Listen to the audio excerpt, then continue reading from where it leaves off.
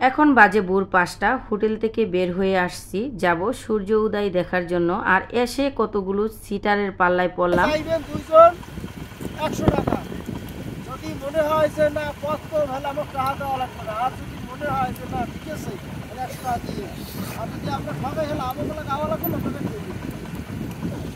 আর এই যে দেখেন ওনাদের নিজেদের মুখের কথাই শুনলেন তো কি বলল। আর অবশেষে ওনারাই আমাদের সাথে সিটারি করলো, বেইমানি করলো আর বাটপারি করলো। আর সেটা কিভাবে করলো এই ভিডিওর মাধ্যমেই দেখতে পারবেন। সঙ্গীতা, আসসালামু আলাইকুম, হ্যালো এভরিওয়ান, সবাই কেমন আছেন? আমি তো ভালো নাই, দেখতেই পারতেছেন, কারণ ঘুরতে এসেছি, তারপরও সিটারের অভাব নাই। আর এই যে দেখেন হোটেল থেকে বের হয়েই বিজে আসলাম, একেবারে ঘাট, এটা 0 পয়েন্ট যাকে বলে সেটা। আর দেখেন এখানের ভিউটা জাস্ট ওয়াও, আর এত সুন্দর লাগতেছিল, আমার তো মনটা জুড়িয়ে যাইতেছিল সত্যি। আর এই 0 পয়েন্টে অনেকগুলো মোটরসাইকেল থাকে, যেখান থেকে আপনি কিনা সূর্য উদয় দেখতে যেতে পারবেন মোটরসাইকেল ভাড়া করে। আর আমরাও সেই কাজটাই করতেছিলাম, একেবারে ভোরবেলা হোটেল থেকে নেমে এসে মোটরসাইকেল দামাদামি করতেছিলাম। ওনারা আমাদের কাছে 400 টাকা চাইছিল 2 গাড়ি, তো আমরা পুরায়েটারায় দিছিলাম 300 টাকা বলছিলাম, তাতে ওনারা রাজি হয়েছিল। তো পুরায়েটারায় আমরা চলে যাচ্ছি 2টা মোটরসাইকেল নিয়ে সূর্য উদয় দেখার জন্য গঙ্গাবতীর চরে।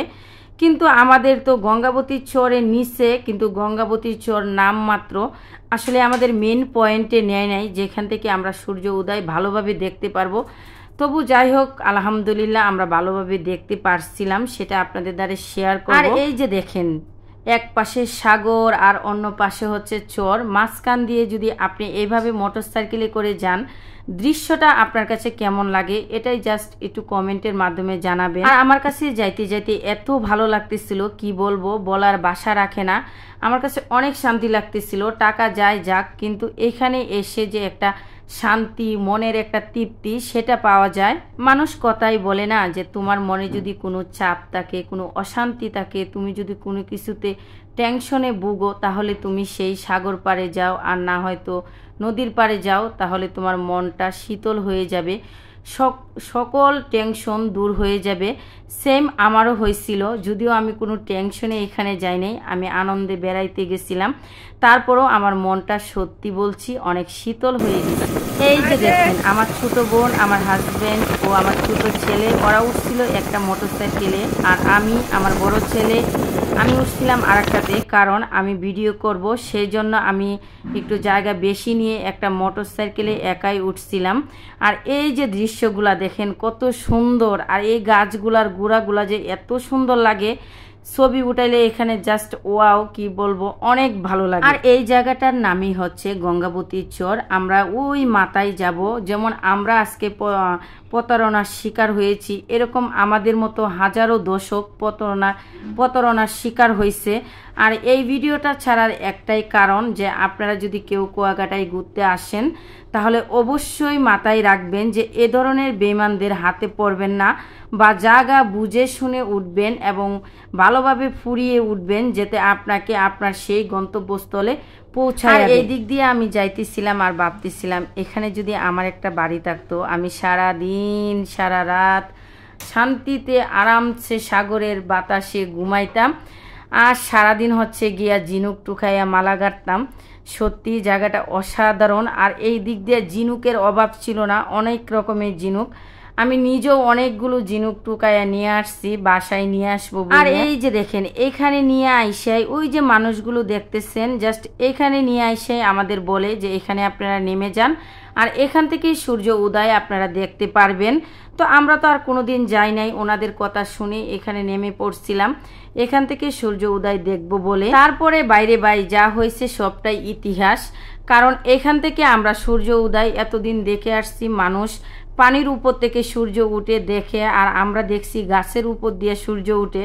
সেটাই এখন কি আর করার, কিছুই করার নাই, যেহেতু জানি নাই, শুনি নাই, বুঝি নাই, চলে আসছি। আপনারা যদি কেউ আসেন তাহলে বলবেন যে গঙ্গামতির চর পার হইয়া, কাকড়ার চর পার হইয়া যেখানে সূর্য উদয় হয় সেখানে আমাদের নামায় দিবেন, একবারে ফাইনাল করে আসবেন। এখন কি আর করার, আমাদের যেহেতু এখানে নামায় দিছে, এখন আমরা এখান থেকে সূর্য উদয় দেখব। যদিও সূর্য উদয় সময় হয়ে আসছে, তো আমরা এখানে দাঁড়াইলাম। এই যে দেখেন হাজারো দর্শক আমাদের মতো এভাবেই প্রতারিত হইয়া এখান থেকেই সূর্য উদয় দেখতেছে। এই যে দেখেন কি সুন্দর সূর্যটা উঠতেছে একটু একটু করে।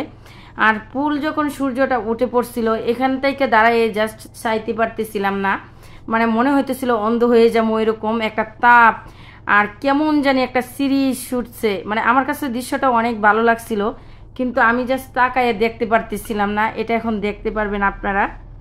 আর এখানে যারা আসছিল তারা সবাই বলতেছিল যে আমরাও তো বইলে আসছি যে সূর্য উদয় দেখব, আর আমাদের এখানে নামায় দিছে। ওই যে বনটা দেখা যাইতেছে, এই বনের পাশ দিয়ে মোটরসাইকেল দিয়ে যাবেন। এই বনটা পার হয়ে যদি যাইতে পারেন সাগরের পারে, তাহলে আপনারা সঠিকভাবে সূর্য উদয়টা দেখতে পারবেন। এই যে আমরা এখান থেকে দেখছিলাম, একটু কাছেই গেছিলাম, যদি ওই বনটা পার হইতাম তাইলে আরও সুন্দরভাবে দেখতে পারতাম। যাই হোক, আলহামদুলিল্লাহ এটুক দেখতে পারছি জীবনের ফার্স্ট টাইম, তাও আল্লাহর কাছে শুকরিয়া আদায় করছি। দেখেন এই যে চিরিঙ্গিটি ছুটতেছে না, দেখছেন? এইগুলা আমার চোখকে আইসা একবারে ধরছিল, একবারে কাছ থেকে। ক্যামেরায় এতটা আসে নাই, কারণ অনেক ভোরবেলা, বুঝতেই পারতেছেন। আবহাওয়া একবারে খুব স্নিগ্ধ ছিল, শান্ত ছিল। আর এই যে সূর্যটা উঠতেছে দেখা জাস্ট আমি অবাক হয়ে গেছিলাম যে এত সুন্দর। আর যদি আরও কাছ থেকে দেখতে পারতাম হয়তো আরও ভালো লাগতো।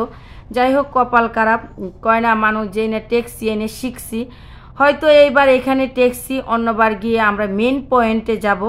আর যারা ভালোভাবে দেখতে পারছে যে এই যে সাগর থেকে সূর্যটা যে উঠে, এটা হচ্ছে এই যে বনটা, এটার পাশ দিয়ে মোটরসাইকেল দিয়ে যাইতে হয়, যাই ও পারে যাইতে হয়, গেলেই গঙ্গাবতী চর, কাকড়ার চর এগুলা পার হয়ে যাইতে হয়। যাইলেই যে সাগর থেকে যে সূর্য উদয় হয় সেটা আপনারা সঠিকভাবে দেখতে পারবেন। যাই হোক, আমাদের তো ওই বেইমানগুলাই টগাইছে, আইনে এখানে নামাই দিচ্ছে, 300 টাকা পাও নিচ্ছে। তবু দেখেন এখান থেকে কত সুন্দরভাবে আমরা সূর্য উদয় দেখতে পারতেছি। আর এখানে জাস্ট ওই দিকে তাকাইতে পারতেছিলাম না।